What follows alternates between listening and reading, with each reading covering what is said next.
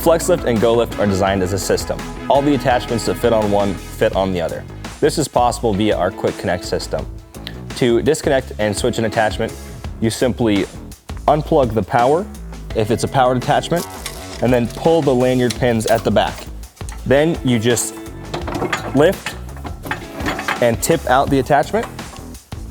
Then we grab the male part of the Quick Connect system and insert it.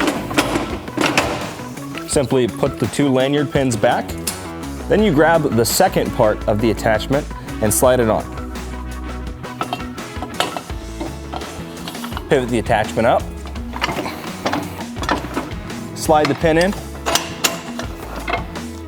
Plug in your attachment. And you're ready to roll.